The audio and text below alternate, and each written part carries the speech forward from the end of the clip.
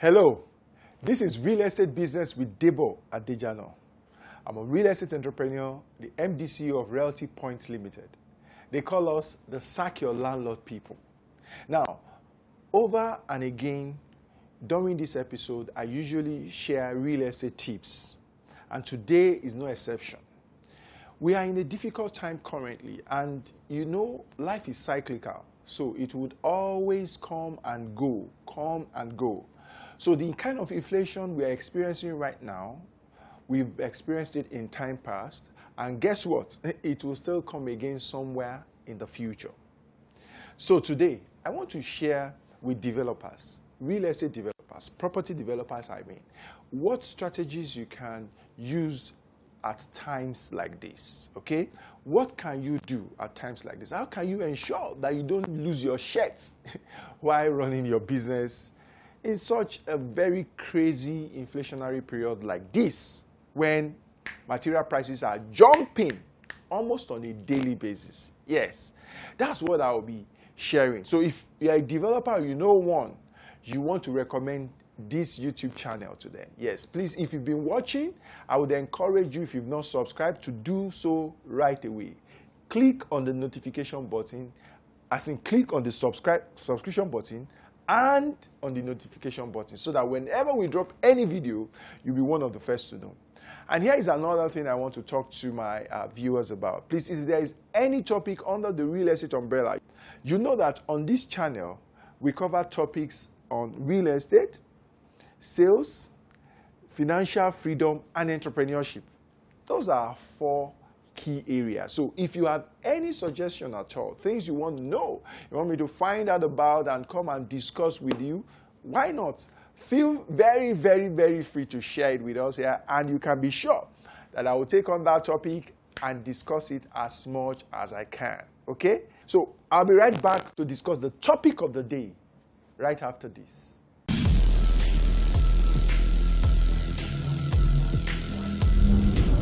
Welcome back. Now, when inflation hits, like we are experiencing it currently, 2 things are majorly important. One is the cost and the price. So for the property developer, you want to ensure that you keep your costs low, and you also want to ensure that you're selling at the right price. Those are the 2 things. Now, for a real estate developer, it's very, very paramount that you watch these 2 things. The reason is that property prices usually lag behind when it comes to reflecting inflationary trends. So to say, if material prices are increasing, okay, on a daily like we have right now, and what that means is that production costs is increasing, property prices that you can sell your properties don't increase at that rate, you know, or at that pace or that fast as well. It usually takes some time before the effect of material prices kicks in and starts reflecting in your selling price, right, as a developer. So what happens between that lag period? What do you do to survive in business and not have to sell at a loss when you are producing at abnormally high prices? That's why it's important to watch these 2 things, talking about costs and about pricing. And this is a series, so I would share a tip per episode as to what you can do regarding either your costs or your pricing. So let me talk about the costs today, starting with the cost. At times like this is when property developers have to start to review the kind of design that they put out there in terms of sizes, you know, sheer sizes, because you know, as you know, in construction, your cost of construction is a function of the square meter, square foot, or whatever, metrics you use, square meter of square foot developed. So if you are going to develop a property that is 100 square meters, let's say 2-bedroom flat, okay, and you have another 2-bedroom flat that is 80 square meters, of course you can be sure that it will cost less, following the same guideline, finishing and all of that, it will cost less to develop that of 80 square meters as compared to what it would cost to do 100 square meters. So times like these are when we have to start rationalizing and rethinking the spaces we are providing in our developments. So look at it, the dining area, the sitting area, the bedding, can you reduce the sizes a little more so that your prices can still come out or turn in profit when you sell? Kitchen and all of that. But you see, in all of this, you must still make sure that you put the customer in mind. Because when you do something that is outrightly too small, guess what? The market may not be taking it if they are not so prepared for it. But if you carry the market along and you let them know the implication of what you're doing and you've not reduced it drastically, you will still be able to churn out your properties and deliver, sell at a profitable price, and survive during a period like this. Now, it's easy when you are just starting out your projects and before you go out selling, you've already reduced sizes. I can remember a developer came into the Nigerian market. I think Abuja precisely is where they started from. Now they are in some other states of the Federation after like about 10 years or so of operation. And they are doing very well. But you see, when they came into the market, prices of properties in Abuja were astronomically high, but they were also very generous with spaces. So what they did, so they were identified as the people who brought the London kind of sizes to Nigeria. Because, typically the UK property sizes are quite small. The terrace houses and all of that. Yes, the 2-bedroom that is terrace and all in the UK. And all of that, they are quite small compared to the kind of sizes we build in Nigeria. Number of toilets, and bedroom to the rooms and stuff like that.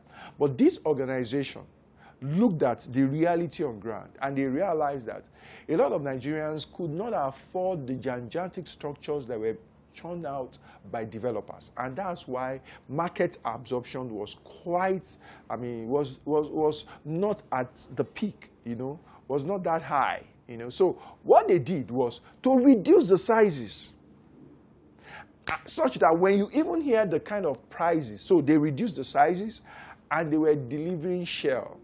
Shell meaning that, advanced shell, meaning that externally it was looking finished, but internally people will have to still do a few things, okay? So that the prices they were coming to the market with was very, very attractive. Their properties were being taken off the market. Before they hit the market, they were taken off. And it was one of the success factors for that organization. That was one of the reasons why they succeeded a great deal, because they were able to reduce their sizes and people could afford them and they picked them up very, very fast. So that's one. When you are just developing, it's easy. But for the developer that has already sold a particular pricing, and sizes, you may want to really engage your customer before you start to fiddle with the sizes that you had earlier sold to them.